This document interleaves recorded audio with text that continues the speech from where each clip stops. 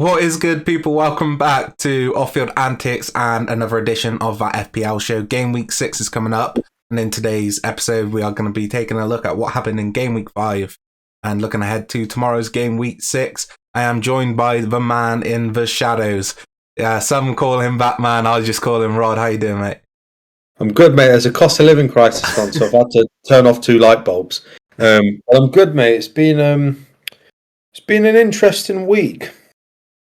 It definitely has. I guess we should just straight up get into it. Our points. I ended up on 88, Rod. I felt like I had a really good week, and I remember at one point I was, I think it was on Game Week 1, I was tracking our teams where you was getting your points and I was getting mine, and I was really happy. Going into Game Week 2, I was really happy as well. I just ended up making the wrong captain choice with Jesus. I just felt like going up against you lot.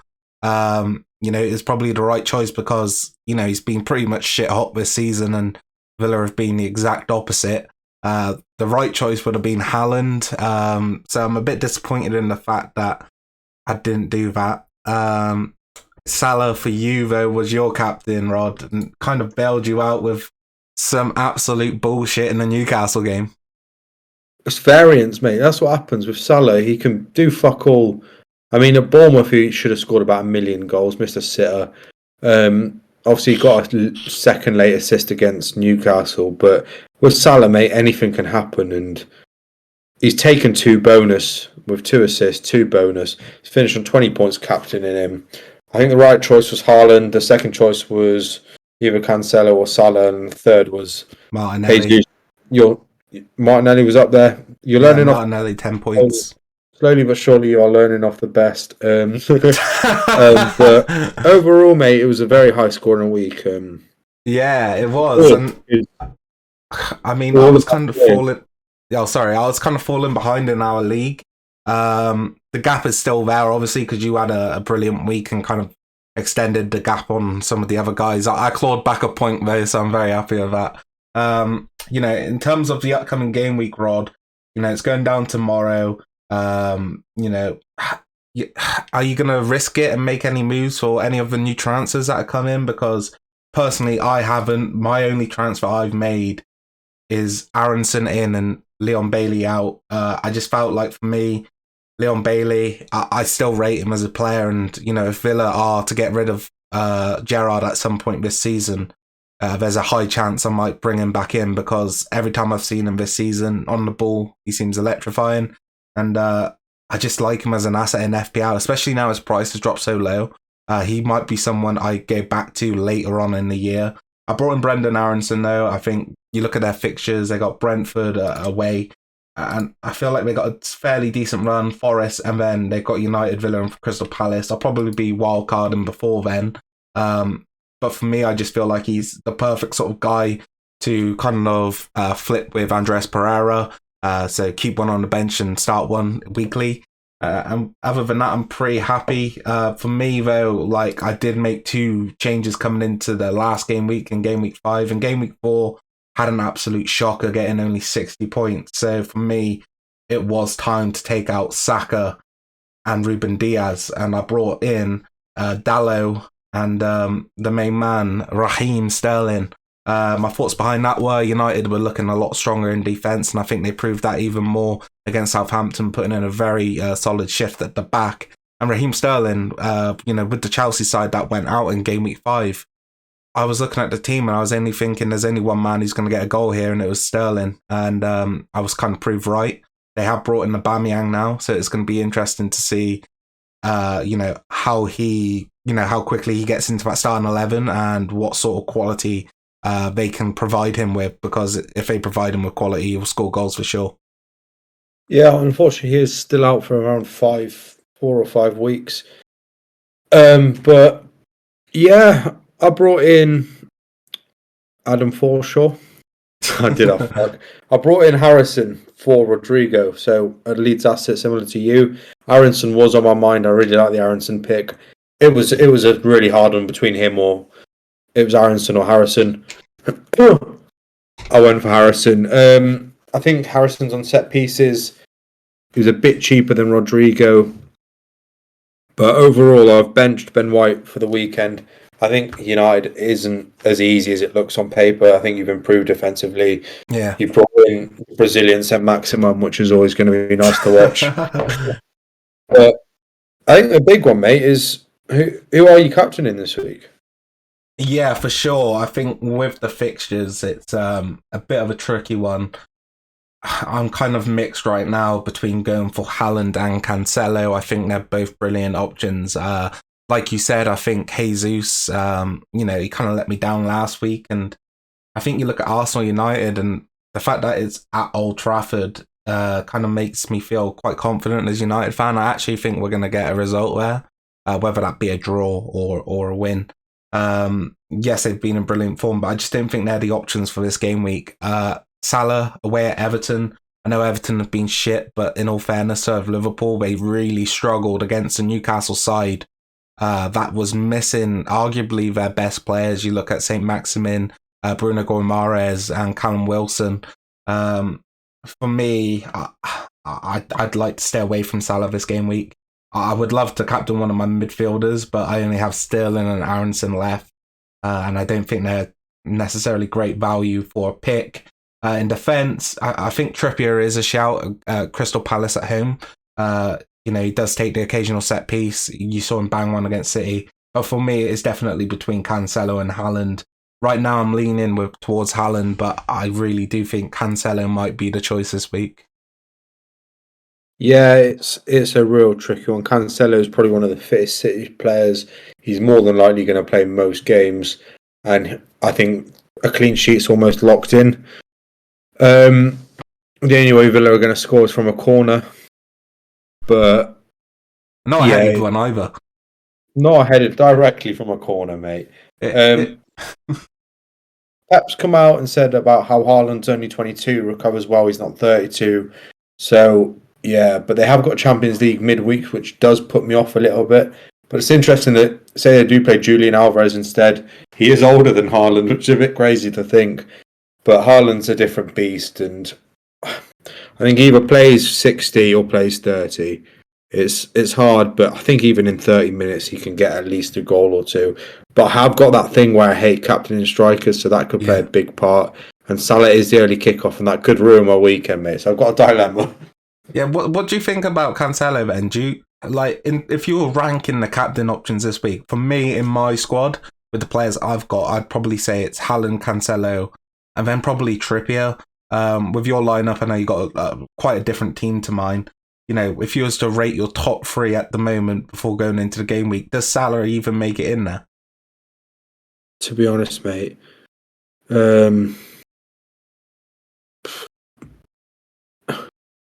I went with him last game. He's an out of form Salah. I went with him because I think he's at home. They've just come off a huge win. He's going to want to get some in, and albeit he's got the equivalent of a goal with those 2 assists. I don't think he does make the top 3, to be honest, mate. No. It is hard because it is just Salah, and Salah has been so consistent these last few years.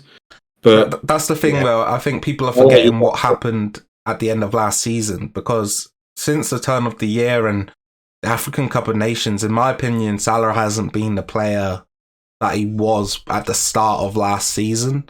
The start of last season, he was knocking on that Ballon d'Or, and basically halfway through the year, he had his name basically written on the fucking, signed on the contract. He was going to be Ballon d'Or winner, best player in the world, but it's just kind of fell out of nowhere, and he's just not doing the things that we saw him doing. And for me, I'm tempted to get rid of him, in all honesty. That's how bad his run has been, in my opinion.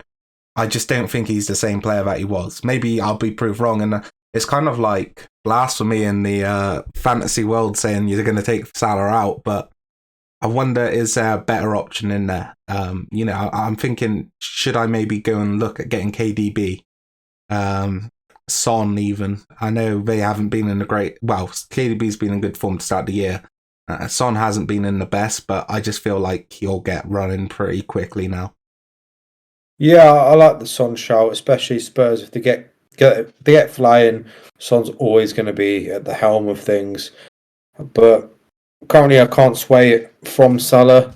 but time will tell. But yeah, I'm between Cancelo and Haaland. I feel like they will get a clean sheet, but it would be vintage Villa to go and get a fucking goal in the 93rd minute to ruin a clean sheet or something.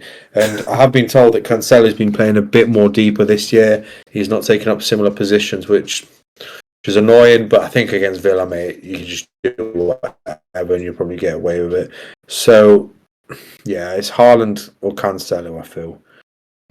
Yeah, and I think you're right with the Cancelo point that, City are playing a bit different this year. They are playing, I think the fullbacks are playing more inverted than I think we've ever seen them play at times. You remember like last season, Cancelo getting forward, especially down the line. And even when he was inverted, he was getting into positions where he could take shots. Didn't really see that too much this year.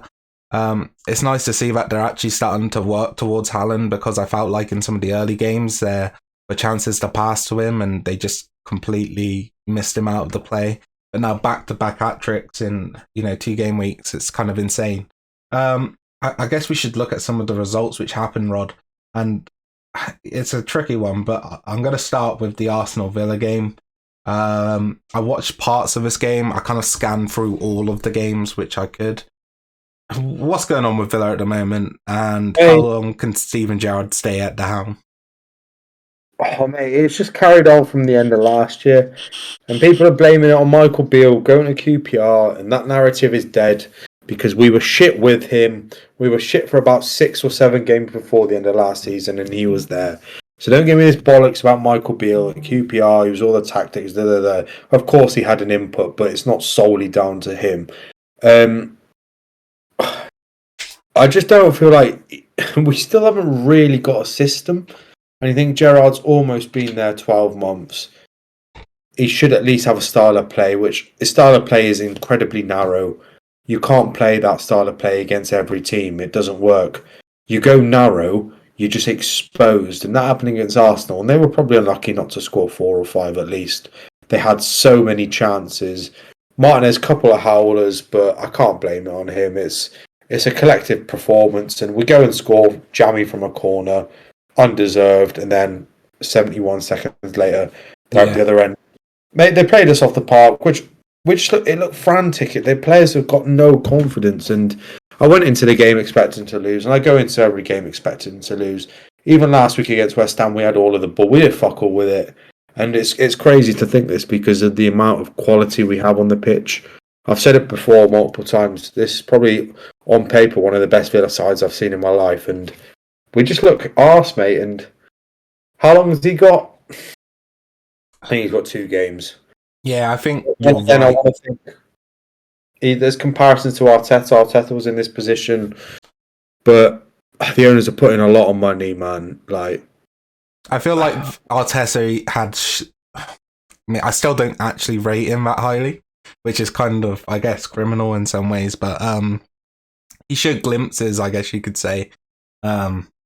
This Villa side, I think when Gerrard came in initially with the press, I think you were kind of lacking that under Smith, the sort of effort and I guess desire to play that the players were showing, and I think that was, impressive what Gerrard was getting out of them then. But in terms of football and style of play, I think you're right. In terms of the system, you don't really know what sort of formation you're going to line up with. Some weeks it's free, some weeks it's a diamond. And for me, I just don't think you've got a style of play in terms of how you want to build up, what areas you look to exploit. You're kind of a bit hit and miss with Ings and Watkins. Is long. Trying in behind, and when that doesn't work, we'll hoof it in or we'll cross it into Ings. Ings ain't winning for me. Yeah, and I think you're right as well in terms of the squad. I think in terms of Villa sides I've seen, this is probably on paper the best I've seen ever. I think the only team which could really compare to it was that 2007, 2008 Villa side. With Ashley Young, Gareth Barry, Carew, Agbonlahor. But that's I feel like you can pretty fairly say on paper you've never had this much quality in your side. And it's kind of going to waste. I think even you could argue in terms of performances, the Villa side with Benteke in was better than this side. And yeah, I think it's an awful shame. I think the transfer window was interesting, especially deadline day. It looked like Douglas Luiz could have went to Arsenal. Didn't end up happening, and you brought in Dendonka. I just don't really see the vision from Gerrard. I feel like Luiz had a year left on his contract. It probably would have been ideal to actually let him go if you can get that sort of 25 million sort of fee for him. And then to bring in Dendonka, I don't know what sort of player they want him to be and what sort of position. He's obviously shown he's very versatile in that ball setup, but I feel like he's not going to be playing as a holding midfielder when you've got Kamara, unless you move to a double pivot, which I don't really see you doing because you've already got McGinn and Ramsey, who like to play as those box-to-box alongside Kamara. So it's definitely an interesting one, Rod, and I'm kind of disappointed because Villa have always been a side that I like to watch because, you and Harv, big Villa fans, and, I can watch it and, if you win, I feel happy for you guys, and if you lose, I like to take the piss a little bit. But it's actually just getting a bit sad now, isn't it? We're just not very good, mate, and you say about these signings, you're right. I don't know what ideas he has for these. I don't know where they fit in. His system's a 4-3-3 and an incredibly narrow 4-3-3. Yeah. Where'd you put Dendonka? Unless he does Dendonka, Kamara, and McGinn, Ramsey, or Luiz. And Luiz is a quality player, and you got Arsenal coming in for him. Atletico Madrid want him. Yeah, apparently he doesn't make the Villa squad. It makes no sense to me. And Gerrard's got his favourites and he plays his favourites, which is very annoying. You've got to go off merit. You've got to go off performance. Coutinho, lucky, was dropped last game because he has been horrific. McGinn's been so poor this year. I don't think I've ever seen him like this. He's been dreadful, but he's captain, so he's got to play. And, mate, tomorrow we've got City. I don't know how he's going to line up. Like you said, mate, I don't know what ideas he has. We've got Bednarak as well. We need some defensive assurance because obviously I feel like that's more cover. Yeah, we need some defensive assurance because Carlos is out for a long time. But mate, I don't know what he does with this system, and he goes. We're back at square one. These aren't these next manager's players, and the next manager's going to have different ideas, and it's just a vicious cycle. And I don't even know who the next manager is. I'd love Poch. I'd love him, but I'm being unrealistic. I think Poch is probably more of the more likely ones. I feel like if I was to make a short list, I feel like of managers you probably should look towards, it would be a Pochettino or a Graham Potter sort of style manager, someone who actually has a philosophy and an identity that they like to put on the pitch, and a manager who is proven to be good with young talent. Because I think you look at your squad, you've got Ramsey in there now, you've got Archer on the bench who's very promising, and in general, you've got quite a few young players in the team, and I think he would be a good fit. And I don't think it's, ultimately unrealistic because, he had his chance with Spurs and, kind of ended on a bitter end. And with PSG, he had that step up and it just proved that he wasn't good enough. But to come back to a level where he's comfortable, you saw what he did with that Southampton team and it was very impressive. I wouldn't be surprised at all if you went out and got Pochettino, if not before the World Cup, but definitely after. But yeah, Rod, I guess we should probably move on from Villa because you are making me very depressed. Let's move on to, I guess we'll move on to the Liverpool-Newcastle game. For me, you kind of spoke about earlier, Newcastle, they did start with Isaac, but in terms of their squad, it definitely wasn't the strongest it could be, missing Callum Wilson, St. Maximin, and in my opinion, their best player, Bruno Guimaraes. I felt they did a really good job, and I felt like they deserved if not a win, at least a draw. To go a goal up through Isaac, it was a quality goal, and then the second goal which he scored was insane in my opinion, but ruled out for an offside, very close one. Liverpool got a goal back, and it's interesting to see because they just look a shell of the side that they once were, and I think if you look at the asthma gate sort of thing, it's kind of weird, right? Because they have a season where they're shit hot and then the next season they're dog shit. But they got a goal back and then somehow in added on time, I know it's a minimum of 5 minutes added on, but somehow it dragged into the 7th minute and Carvalho gets on the end of a poor first touch from Mohamed Salah and bags it in.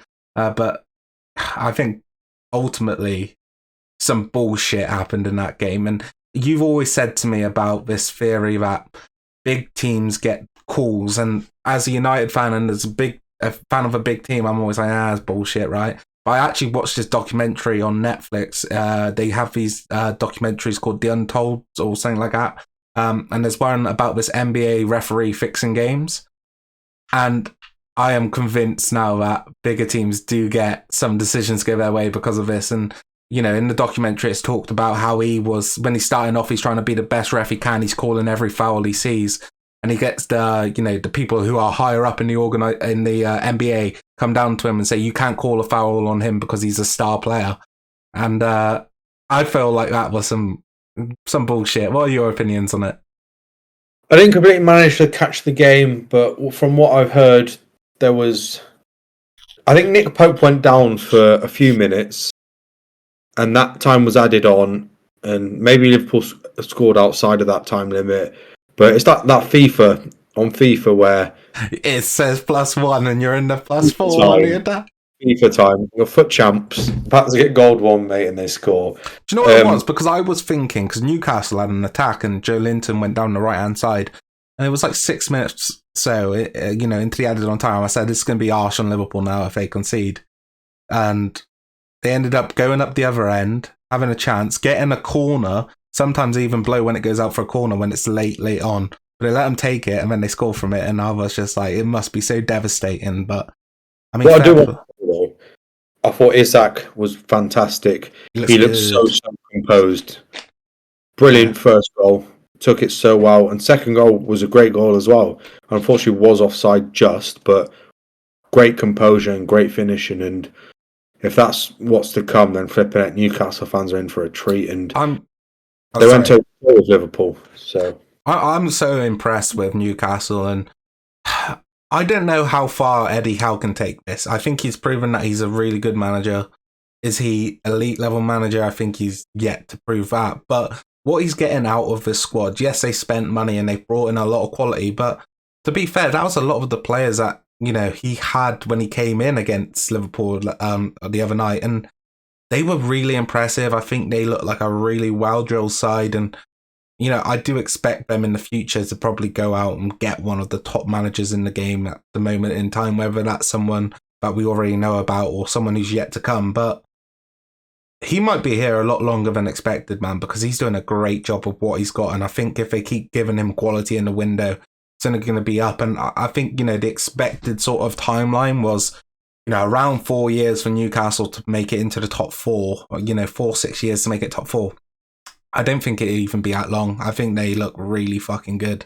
I'm so impressed with the quality that they brought in, sort of under the radar sort of business, you know, with Ramirez, how he's not at a top 6 club already. In my opinion, he slots into that City midfield, you know, just perfectly.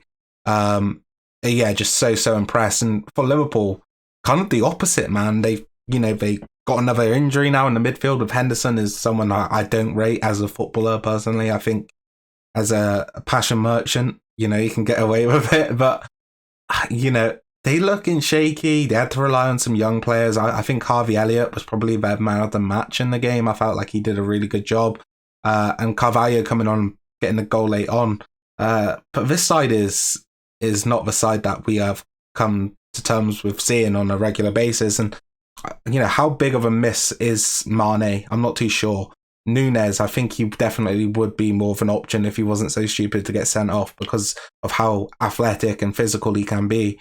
But for me, that midfield has run dry, and they've brought in Arthur Melo, right? And injured already, by the way. Well, yeah, that's the thing. Injured. He's always injured at Juve, and even when he was fit, he wasn't even brought into the squad. I know he was meant to be a very talented player when he came over from Barcelona, but he hasn't really done anything for Juventus, and he wasn't good enough for their starting 11. You know, when players like Rabiot are getting in ahead of him, it does make you question it. And like you said, injured already, How does an injured player pass a medical?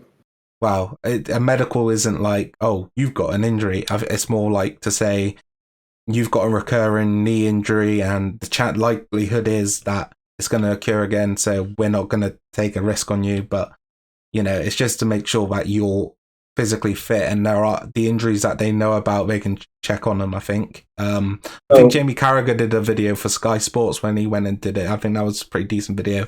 But I think Liverpool have been getting away with it for a few years, and I think it's been working for them. Where they spent very little money because they managed to maintain fitness in their key players, but they fell short when Van Dijk got injured that season. They narrowly got top 4, or they missed. I can't remember. Then narrowly got it. This year, Van Dijk's been a bit shit. This year, they've a few injuries already. If a couple players in that main Liverpool 11 get injured, they really, really struggle because they haven't got the replacements. And that's where FSG falls short in terms of investment. Okay, you've replaced... I think Diaz has potential to be better than Mane. Is he better than Mane right now? No. I don't even believe that, man. I honestly think he's so overrated. I think he's a beautiful dribbler of the ball. He's very entertaining to watch, and occasionally he does pull out a screamer like he did the other week, but ultimately his end product is not what is needed. I fully agree with that. Although I think Mane's end product was ever particularly great, but it did improve. Yeah. Midfield, that's where they lose games. They get overrun in midfield. Although I like the look of Carvalho, he's been good. I like the look of Elliott when he's played, but you can't rely on these 21, 22-year-olds, etc. They're in the Champions League, mate. They're going to be using more players, and this is where shortly, Tuesday, Wednesday, Champions League kicks off. Wednesday night or Tuesday morning, whatever, we'll hear a press conference from Klopp where he's complaining about the games and how they're thick and fast. But this is where you have to improve your squad, and they haven't looked great this year at all. Nah, not at all. So yeah, it's going to be. Wow, I don't know, man. I really do. They get top 4? I think it's becoming more and more unlikely as the game weeks go on, and we're seeing how poor they've been. But it is still early in the season, and you can never really write Klopp off. I do want to go to one of the Tuesday games, one of the games which I really enjoyed watching. Southampton against Chelsea. I was really interested in this game because United had just got a victory at Southampton, and I thought this is a perfect time to kind of, judge where United are at, because having a big side go to Southampton next and kind of see a similar sort of matchup, where are United and, where are Chelsea in comparison? And I felt like it was a good yardstick, kind of. What I found out is that Koulibaly is too short to play centre-back. He's using aerial duels to Che Adams. Lisandro Martinez did not do that. But no, it's ridiculous. I felt like Chelsea tried to play a back 4 and got really exposed for it. I think they are very, very poor in that area. But not in that area. I think in a back 4 they're poor, so they have to play 5. And I blame that on the manager, not necessarily the personnel, because I think it coached into a back 4, they would be a solid back 4 if you look at the quality of players that they've got. But the area I'm most disappointed in with Chelsea is actually like the sort of creative side of the game. I don't feel like they create enough clear sort of chances, and it is boring as fuck to watch. But did you see the picture on Twitter of the Tuchel new formation where it's all the players basically in a square around with no one in the middle? Absolutely jokes. But when I saw United, a lot of people were talking about Martinez against fucking Che Adams. Apparently Che Adams bodied him, but he didn't lose an aerial duel once. Koulibaly was getting... Well, it wasn't Koulibaly, was it? Or was it Koulibaly? I can't remember, but fucking Che Adams was giving them fucking nightmares at the back, and I think Armstrong had a really solid game. Overall, really impressed with Southampton, and they're a side who I always pick to go down because they don't invest that heavily into the squad. I think they made some good deals on deadline day, but what I feel they've done it already, and they've probably proved that they're going to stay up this year. Half the deals they made on deadline day were Manchester City's academy, like they've done all transfer. But Lavia was one of them, and he's looking quality. The new things like that. Fun facts: while we were looking for a manager, I wanted Hasenhüttl. He was my first choice. He was up there, and I wanted him because I think he coaches well. Okay, he plays basic 4-4-2. They press. He's a good coach. Yeah, I wanted him. We went with Gerrard because of. Do you want him now? CEO's ties. I never wanted Gerrard in the first place. No, do you want Hasenhüttl? I wouldn't mind Hasenhüttl, to be honest, mate. I've always rated him, but I think he gets kind of joked about because he's like loses 9-0, and it's like, the first time was so nice, I had to do it twice. But yeah. But I didn't have actually Southampton to do very well this year. But we also have Chelsea to be quite shit. And I did, you didn't. I have them in 8th place. I had them at 6th, I think. That's still, for Chelsea standards, quite poor. You were laughing at me when I said Newcastle will finish above them. They made a few big signings on deadline day. Aubameyang, Zakaria. They spent over 270 million. The Todd Bowley revolution. It's not going to help if they've got a terrorist manager for flipping coaching them. But they're looking at extending his contract. They were the other week. I don't know if they still are. It's interesting. I think he's a good manager. I don't think he's a great manager. And as a Chelsea fan, you want to win games, you want to win trophies, and he is doing that at the moment, I think. But in terms of style of play, the whole argument, style, interesting on the eye or win games and trophies. You'd want a bit of both in an ideal world. But Chelsea, I'm still not overly convinced on them. Obviously, they've lost Lukaku, they've lost Werner. Now Billy Gilmore has gone to Brighton, who's meant to be a great talent. Yeah. But he's so highly rated all the time. He's never managed to quite make it. Bro has signed a new contract today. They've got Gallagher just chilling in the wings. He's been playing, to be fair, but he hasn't really been doing much, and I do blame that on the system. I was going to say, overall, I think he is a bad manager, but I think he's probably a good sort of cut manager, someone who can come in, make his team hard to beat and try and hit you on the counter-attack with some pace. That's what but when it comes to a league season, you have to be better than the rest, and he cannot rely on that because, it's only a 90-minute game and these games are just passing Chelsea by. They're not doing enough with the ball, and I really struggled to see them getting anywhere near the top 4 right now. Okay, right now, who's your top 4? City, top. If I was to say he's going to finish top 4 today. Right now, yeah. All right, so I'll go City top. I think they're going to walk it. Yeah, I think they already have. Well, I think City top. I think it's a mix-up potentially between Spurs and Arsenal. But do you know what it is with the 3 below? I think they could actually finish any place. And I think despite a poor start, I think United have shown that they probably can get a decent result through the season. I think United could end up getting top 4, despite me not thinking that they would at the start of the season. I just feel like this 3-game streak we're on now has been kind of impressive in terms of we've seen glimpses. I guess we can touch on United now. Leicester, United, I think there's been glimpses of quality play. I think you look at some of the goals we scored, it's been beautiful football. I think of the Sancho goal against Liverpool, the way we worked it round them, and the goal we scored against Leicester was really good, and the one against Southampton as well was really well worked. But I think what's been shown overall is that we aren't there yet, but we are getting better with time. But we're a lot more solid and a lot harder to beat than we were, I feel like, at the start of the season. So that's what made me think that maybe United can get top 4. I do feel like we're in a strong place right now, and I feel like Liverpool are slipping away. And, despite picking up against a win against Newcastle, I do think they're quite far away. Chelsea, I think, are a million miles off the pace. The only other side I could think of about probably maybe making a run for top 4.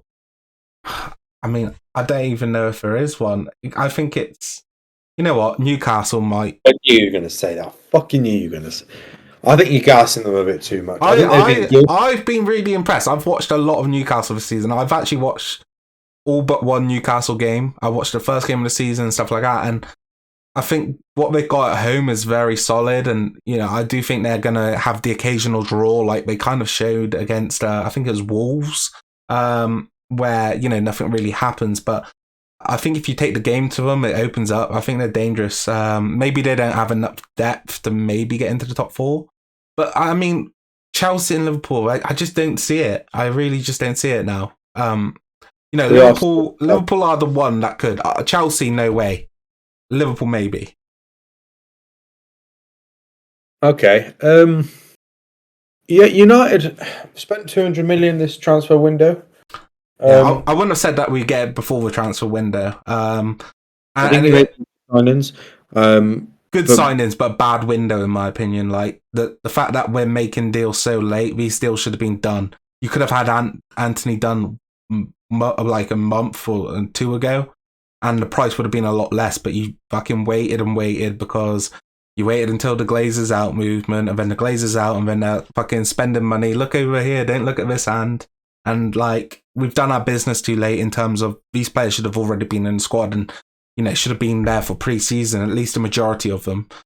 And it's going to take longer to kind of bed them into a system, and that's why I think that at times United do look a bit shaky going forward in terms of we do have moments where we play some brilliant passes and stuff like that, and I'm like, wow, this is really nice in the eye, but other times I'm like, what the fuck is this? Like, but yeah, like I said, I think this, if you said we're going to get these signings at the start of the window, I think I would have overall been happy with them. But in terms of the way the transfer window's gone, chasing De Jong for all that time for fuck all to happen, and the way that we kind of wasted time and wasted energy in terms of still getting deals done quickly like a good team does, like a City. Their deals are done. They know what they want and they get it done. If something changes, they get it done quickly. Like you look at the Akanji deal. Personally, I don't rate him myself, but they've obviously thought that they need an extra centre back late on in the window. It wasn't one where it was dragged out for weeks like United signings, and that's what I think personally anyway. Yeah, like I said, I think you made some good signings. I'm not totally convinced on the price tag of Anthony. I think he's got great potential. I think it's a lot of money for someone. Yeah, but I'm just saying that I think the price has come with the fact that it's so late in the window. And I think United actually, for some reason, I feel like they like going out and spending over the top on a player because it's like, wow, they've just spent 100 million and something like that. And it's like, brings eyes to it. I don't know, but there's been some big summer transfers, to be honest. But I think the main thing was the coach. I think coaching's changed. There's clearly a model. There's clearly a style. He's brought in players which he trusts, which he wants to play. But what bodes is he still wants to play that McTominay, Fred. Maybe one of them, either one, whatever. But I don't think he does. I think he's been playing. Sorry. To butt you off there. I think McTominay played, and I actually think it was one of his better games in the United shirt the other night. But I think he wants to play Casemiro in there. I think McTominay. Why did he start? I don't know, man. I think you look at the fact that maybe he hasn't been with the team as long, and he does kind of. It wasn't like Martinez came straight in. He was kind of in for 30 minutes here, in for 50 there, and then all of a sudden he makes a jump to the full 90. I think he likes bedding his transfers in all honesty. I don't think Anthony's going to start on the weekend. I think it'll take him time. Same with Malacia. Malacia started the season. It's not like, and he had the full pre-season Malacia, and he was very good. So I do think it takes him time. I do think McTominay will not be starting in this United side. I think what he wants to do is Eriksen, Bruno with Casemiro. Such a solid fucking midfield, man. When you that's ridiculous. Do you know what it is though? I feel like it's missing something. Thought you were asked. Who did you play first game? Brentford. No, Brighton. Brighton, I thought you were poor. Brentford, I thought you were poor. Liverpool, I thought you were good. I didn't watch the Leicester game, so I can't comment. And you probably. I think Leicester and Southampton kind of similar games in terms of, ideally, would you like to have had more of the ball and outplayed them? I think so, but the good thing is that we're getting results and showing signs. It's not just like that we're getting a result and we're just fucking parking it and we're dog shit. We are showing, signs of a good team, in my opinion, that there are these build-ups where I'm, super impressed, and it's something I haven't seen at United. I don't think we've ever really played like this. Even when I was growing up, the 08-09 season, I think that was a much more direct sort of team. This is more of a a team who's willing to keep the ball a lot longer. And I've been impressed with I can't lie, I love Martinez already. I think he's got everything you want in a new signing. He kind of like is the fan on the pitch in terms of the energy he shows, and I do think there's been times where he's kind of been caught and looks a bit sloppy, but what I think he makes up for it with is his kind of positioning at times is solid, and the way he's so aggressive, even when these bigger guys are going up for headers with him, he is, pushing them and being aggressive, and I do like that. But I think it's going to be a hard season. I think there's going to be a lot of up and downs, but I think top four is capable now. If you would have asked me after game week 2, I'd have been like, fucking hell, might have to do another reset. But yeah, I'm a bit more optimistic for sure. But like you said, City picked up a 6-0 win against Nottingham Forest, and they've basically walked the league, haven't they? Haaland 2 hat-tricks in 2 game weeks. So strong, and they're not even top of the league, which is the funny thing. Yeah. This is what we're saying. We're saying they've walked the league. They're not even top of the league. Arsenal are up there with a 100% record, and we're already saying, if this was any other team, if Tottenham would have started with a 5-5 record, we'd be going, you know what, they actually might be able to do it. Because Arsenal, we're writing them off. Tata is going to go wrong somewhere. No one wanted top 4 last year. Arsenal basically had it and they somehow bottled it, which is what usually Spurs do, to be fair. But City 6-0 walked all over Forest, and I was watching the Villa game, I think it was, and I was like, okay. Then first goal goes in. I can deal with a Haaland goal, and then the commentator goes, who else? And the second one, Haaland. You're thinking, fucking hell. And you watch the difference between City this year and City last year. Even though City won the league last year, they've got someone on that 6-yard box who's going to score every time. Yeah, he is. He got a hat-trick on the 6-yard box. He didn't have to move. And that's what they missed over these last few years. And I think he could. I really beg they don't get a European trophy. I really hope they bottle it. I don't think they do still. I really don't. I hope they bottle it, mate. We kind of missed our Champions League draw. I would have loved to have done one though, because I would have loved to talk about some of the sides that I'm really interested in seeing. I'm excited to see Leipzig this year. I think they haven't been necessarily. Pardon? No, you're tripping. No, I don't think that they're going to win it. But Leipzig are a team who I'm really kind of like. I like their sort of style. I think Werner coming back's been big for them, and Nkunku and Jaboshloy. I just like this sort of players, man. I'm interested to see. But should we do our predictions quickly? Because we're actually closer to the fucking game week with every second here. Everton against Liverpool kicks off the game. Merseyside derby.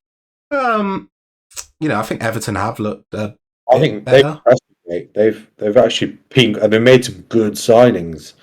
Yeah, should we talk about that Garner signing, man? Because I am fucking gutted. He's a player who I really like watching, and I think he's proven now. If you ask a Forest fan about him, they were really enjoying him, and actually would have liked to have seen him probably go back to Forest, who have made about fucking 2 new squads have come into the side. My bad. I thought you were on about someone else. I thought you were on about Garner Gay. I'm thinking Garner. Nah, James Garner, mate. We fucking let him go. Apparently, it was only like 15 million or 20 million or something like that. No, 15, I think it was, because we were complaining about the fact that Gibbs White went for like 30 million or something like that. It's nuts, but I think his player is actually going to do really well. And they were on about him on Sky. They're like, he's an energetic box-to-box midfielder. I'm like, he fucking isn't. He's more of like that anchor man in your side, but he is energetic, I guess. But I'm disappointed to see him go. I think you're right though in the signings that they did make. I think Gay is actually a really good signing. Didn't really see too much of him for PSG, but I don't really watch Uber Eats. But in terms of what he showed in the Premier League before, he's basically your B-Tech Kante, wasn't he? He was, when he played for Villa, he was one of our best players. And just to name a few signings Everton have made this summer, and I think they made some good signings. They made some needed signings. Onana, McNeil, Maupay, Garner, Gay, Tarkovsky and Cody, to name a few. I think they've strengthened where they need to strengthen. I think the leadership aspect as well of those 2 centre-backs huge. Where their example might be is manager. Are we still not backing Lampard? I don't back Lampard now. He's a better manager than Gerrard. I think he probably slightly is, but I think they're both horrific. He's just slightly better than horrific. I just love the thing where it's like, yeah. But yeah, really. Yeah, man. But I think I'm actually going to go with an Everton win here. I just feel like they want it more. I don't see that sort of desire in the Liverpool squad. I think Klopp's just a cunt. Fuck Klopp. Yeah, I'm going to go with Everton win. I think it's going to be a tight game. I think defensively, Everton can deal with them. I think you look at Tarkowski and Cody, potentially at bolstered midfield. And, I think, remember last season, we loved that Everton midfield to start the year of Doucouré and Allen. But I'm guessing they're going to probably struggle for game time now. But yeah, I think they've got enough to probably nick a result here. Up front is the place that they're going to struggle, in my opinion, this season. I think Maupay's a brilliant signing, but I don't think he's your out-and-out scorer. I think he's a player who's probably going to be someone who could play alongside or play in a free and contribute nicely, but you need to have other scorers around him. Yeah, I hate that. I think compared to most years, I think this is where Everton could actually get a result. Liverpool don't look like themselves. It's a big game, and a lot of the time, it's not so much performance that gets you over the line in this sort of game. It's who wants more. It's desire. It's going to be a scrappy game. I mean, last year we saw it when Liverpool were at home. That was a scrappy game, and Liverpool were flying then. Yeah. This game means a lot to the fans, and I'm going to go 1-1, I think. Yeah, I'll stay with my 1-0 Everton, but I think it's probably a dumb pick. Hashtag Salah out. The fantasy king is here, Erling Haaland. Get rid. Brentford against Leeds. Tough game, man. This is why, for me, I really like Pereira, and I do think Spurs is a good fixture, but I feel like Aronson could do something here, and Leeds have been impressive this season. I think Rodriguez is a big miss, because he has been very impactful for them on the offensive side of the game. Did Dan James end up going to Fulham afterwards? He did. He got low move to Fulham. Yeah, so and Leeds brought someone in, right? Oh no, they didn't. They did. They brought in an Italian striker.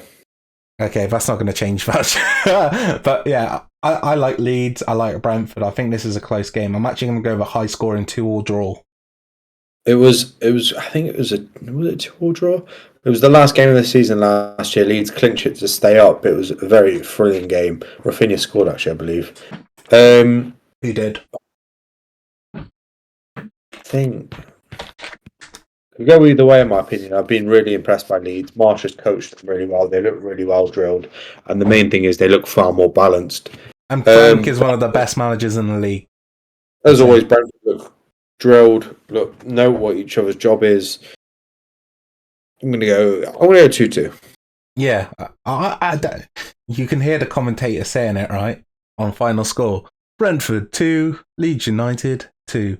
So I think that's probably right. That's how we do our hackers around here. Chelsea versus West Ham. I don't think either team's been too impressive. I think West Ham looked a lot better against Spurs, however. I'm going to go with West Ham. I think this is going to be the passion podcast, man, because I just think they've got more desire to win. Yeah, I'm going to go 2-1 West Ham. I think both have been a bit shit this year. West Ham, they jammed it against Villa. They were poor, but you can let us have all the ball. We'll do fuck all with Jammed it against Villa. I think Skamaka, he's injured. Yeah, he hasn't done much, has he? I think last year it was an interesting one. Bowen's done fuck all this year as well. Mate, did you see that thing where he got the ball and he tried to put it across the 6-yard box and it went past about 3 players and it was an open net? It would have been, He needs to come back to Hereford so I can give him a team talk. Come on, Jared. Last year, me and you watched this game where Mendy had an absolute fucking shocker. I'm gonna go 2-0 Chelsea. Okay. Yeah, hopefully a Sterling goal either way, man. Big up the fans. Newcastle against Palace, I think it's a tough game. I think This Palace is a have been very good really game. But Palace have been good, but you can't beat my Newcastle right now. They're top 4 quality, Rod. apparently so, mate. I'm gonna go with a Newcastle win. I think at home, that's something I've been really impressed with. Like the atmosphere at St James's has always been good, but at times, because of the ownership and that, it's just reeked and been kind of depressing. But now I feel like there is that energy and aura about the place. So I'm gonna go 2-0 Everton. 2-0 Newcastle. What the fuck? I think that's the difference this year. You've nailed it. That home atmosphere is crazy. Everyone's so passionate, and the ground's a vintage ground, and they go ballistic. And I think that's what will get them the win. So yeah, I'm going to go 2-1 Newcastle. Yeah, fair enough. Forest against Bournemouth. I'm going to go Forest win. Bournemouth have beaten sides this year, especially Villa sides. They've impressed Rod with their victory. But they're dog shit, I'm afraid. Scotty P's gone. Yeah, I think he was right in that. We did first manager to get sacked. I said Tuchel. Yeah, we did. And you got Parker right. So fair enough, Rod. But for me, I know a lot of people are making a lot about this Forest window. They brought in, 20 players? Which is just unheard of. Something ridiculous. It's unheard of, man. But what I do like about them is they've got a really good manager. And I don't think they would have made the deals that they have without the manager say so. And because of that, I think it's going to work out okay for them. And I think you look at the players that they have brought in, I like a lot of the deals, man. I love the way they've, bolstered that midfield. And I think up front with Emmanuel Dennis coming in now and Awanui, I don't know how to say it yet. They definitely look like they can do some damage. And I think in terms of a goalkeeper, Dean Henderson's really shocked me because he was absolutely shocking at United. I think of that Liverpool goal where Salah's running through and he's just on the other side of the net. His angle's all wrong. But 2 penalty saves so far. I think he's done really solid. I'm going to go with Forest win. I'm going to go for a 3-0 victory at home. I've just had a count. They made 24 signings. Just a few comments. If they go down, it's going to be a fire sale. These players are going to be available for almost free. Renan Lodi and Lovers are signing. They made some stellar signings. They just missed out on Batshuayi. But did they not get him in the end? Because I saw that was happening. It collapsed right at the end. All the contract, all it needs to be signed, but somehow they didn't submit it in time, or whatever. But I think they beat Bournemouth here. I think Bournemouth are horrific. They still managed to beat Villa 2-0. It's the way things work around here, mate. Yeah, Batshuayi would have been a really good signing when you think of it, because he did Dennis, Johnson, Awonye. They got Surridge.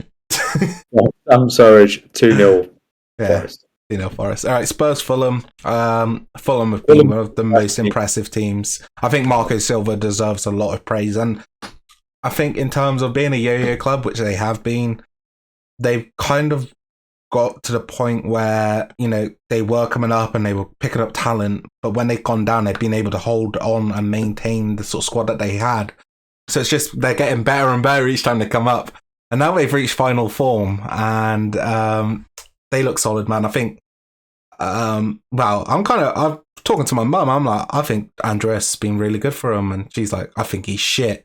But I think he's been really good, man. I think especially over the dead ball, he's been, something which they needed. Despite the fact that they had Harry Wilson, I don't know, is he still there or what's going on with him? But, Mitrovic, don't doubt me now. He's been on fire. And Danny has been reaping the benefits having him in his fantasy teams and day dot. Always backed his boy.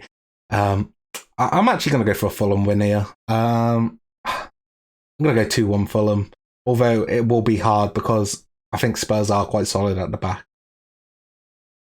Yeah, Spurs are solid at the back. Conte's come out and said they need to improve tremendously for them to even compete. Could be mind games. I think they're solid. They are at home against Fulham, but Fulham, mate, I think they've gone toe-to-toe with anyone they've faced. they do look really good, and they don't look like the Fulham they have been. And I've got this thing, and it's a very anti-Brexit thing, whereas I just don't rate many English managers. And I've got this thing, it's very Brexit. I rate every single English manager. I've just got a thing where I just don't believe they're the same quality as foreign managers, and I just think Fulham, Marco Silva, I think he was a good manager. I think he was unlucky to be fired at Everton. He was at Hull, I think. Well, I think he's got good pedigree. I think it's a hard game for Spurs. It's the London derby. Got a couple of those this week. I think you're kind of wrong though in terms of that Brexit mentality. Well, anti-Brexit. Graham Potter has just proven that you don't have to be foreign to be a good manager, mate. And I think Eddie Howe's proven that he's a really good manager as well. I think in terms of the manager quality that you can get abroad, overall it's a higher level, because I think a lot of these managers get roles because they are English. Sorry, I'm talking about Allardyce. That's sort of style of manager. Hodgson, who I think have been very overrated at times in the past, where other people would have done a better job. But yeah, I think you make a good point. But I think it can definitely be swings and roundabouts as well. No, I hear that. I just want a foreign manager at Villa, mate. That's all it is. Mate, you had one back in the day, didn't you? The last one we've had... Was he Swedish? Nah, the last one we had off the top of my head was... The Liverpool guy. Count Di Matteo? Well, yeah, he is Italian. Di Matteo, if we got him straight after Chelsea won the Champions League or something ridiculous. He was shite. Oh, he was horrific, mate. Then you got Brucey won it. Oh, God, don't even fucking take me there, mate. Back in the glory days. Anyway. Di Matteo, Brucey. The rest is history. But yeah, 1-1. Southgate. No, was it Sherwood? Oh shit, we had him as well, didn't we? Because the Leicester game was on the other night, I was like to my parents watching it. I said, I sat there with Rod when it was one of the most, historic games to go to. It was the season that Leicester won the league. It was the great comeback against Villa, and that was kind of the result which pushed them on to win the league early on in the season. And it was the game that Tim Sherwood did the tactical masterclass and disappeared. And Dyer died. And Dyer died, man. Yeah, but what are you going for, Fulham Spurs? I'm going 1-1. Yeah, I do think it's closer than it would suggest. Wolves against Southampton. I find this tough. Wolves play some of the best football in the league, don't they, Rod? So it's the most brilliant stuff to watch, mate. No wonder Dendoncker came to Villa. Wanted to play some football. I do think that they tried to be a bit more offensive, and I think that's probably going to continue to be the case. Can Southampton pick up a result here? I think they do. I think they pick up a 1-1 draw. No, I hear 1-1. Yeah, I hear 1-1 draw. Yeah. Villa, City, 6-0 City, back to back. Mate, we're at home. It doesn't even matter we're at home or not. What I cling to is last year we were 2-0 up and we were shit. Okay, yes, we lost 3-2, but City had everything on the line. What I cling to is that. That was at the Etihad, though. That was at the Etihad. You got bodied at home. Grealish, mate. Haaland's a different beast. I think we lose. I'm captaining Haaland, which, on the record, I have a thing against strikers. I'm captaining him because obviously everyone's going to captain him. He's going to do fuck all. Just watch. On the record. Should we go against the grain and captain Cancelo? It'd be vintage Villa to score. It would, wouldn't it? It'd be a jammy goal as well. It'd be like a throw in and it's gone all the way in, but it's hit someone on the way in or some bollocks. I'm going 4-0 City. No, 4-1. 4-1 City. I'm going to go Douglas Luiz. Yeah, in reality, I think probably 4-0. But yeah, it's a tough game for Villa. But that's a Michael Owen sort of statement that City at home is a tough game for Villa. They will play 90 minutes and they'll play hard. Brighton against Leicester. I'm going to go with a Brighton win. I just think, in terms of the way that they have been, I think it's different to the United game with Leicester. I think United coming in, it was a lot tougher. But at home, Brighton are, like you said, they're coached by a brilliant manager, and they're already kind of set. They already are, they're 100 team chemistry in that sort of sense, compared to United are still making their way up, where I think Rodgers is, soon to go. And I didn't know he was so short until the other night. I saw him standing next to like Rio, Jake Humphries, Robbie Savage, and Owen Hargreaves, and this guy is like 5'2", I swear. Tiny man. And soon to be gone, I think, because they're just shit. Yeah.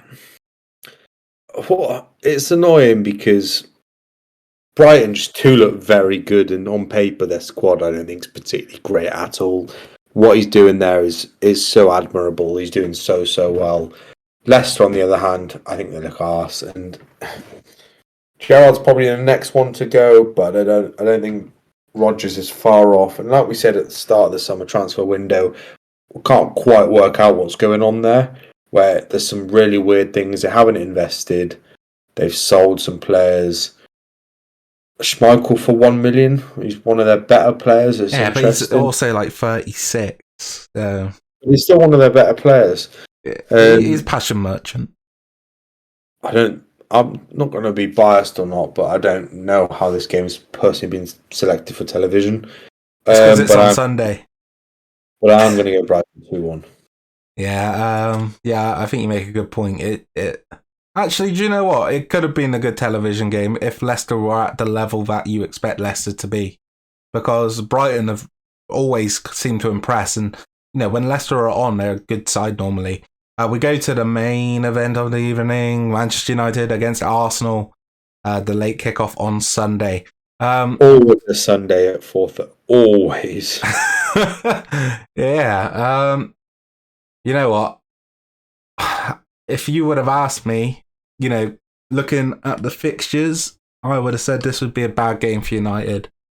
But I'm confident we get a result or something. Yeah, I think we either get a draw or a win. I think we've been good. And the area of the pitch, which gives me so much confidence, even though I'm not fully convinced, is midfield. I think McTominay, even in there with Eriksen and Bruno, I think it's better than what they have in terms of Xhaka and Partey. I know Partey's out. He's too busy doing what he usually does. Yeah, rape.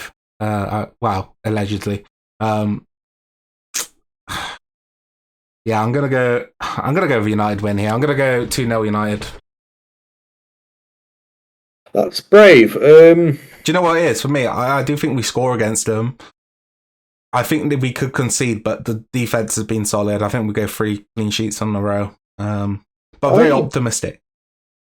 I think you draw here. I think if you're at home, I think if Arsenal are at home, I think they win.